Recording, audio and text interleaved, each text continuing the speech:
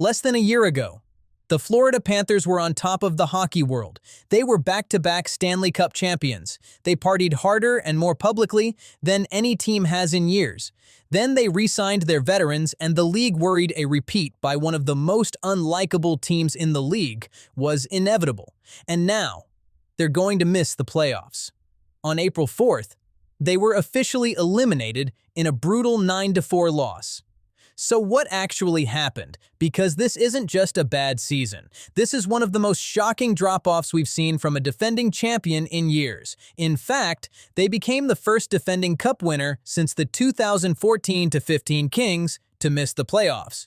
And if you had to sum it up in one sentence, they didn't suddenly become a bad team. They became too injured, too old, and too inconsistent to survive. The biggest reason this season fell apart? Health. By early April, the Panthers were missing up to 11 players in a single game. Not depth guys, core players. At different points this season, they were without Barkov, Reinhart, Tkachuk, Marchand, Ekblad. That's not just bad luck. That's a completely broken lineup. And at one point, they were forced to ice a blue line filled with young, inexperienced players. And when you're trying to defend a Stanley Cup, that's a disaster waiting to happen. Because hockey isn't just about talent. It's about chemistry, and this team never had the same lineup long enough to build it, and then there's the road performance.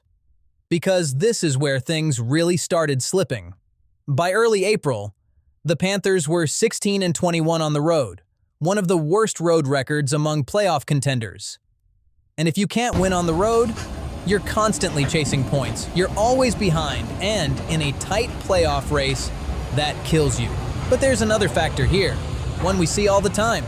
The cup hangover, a long playoff run, a short off season, injuries piling up, fatigue setting in, and suddenly you have zero margin for error, and that's exactly what happened here.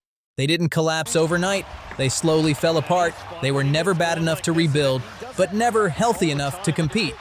And in the Eastern Conference, that's the worst place to be, because while they were dealing with injuries, other teams were getting better. The Panthers didn't suddenly forget how to win.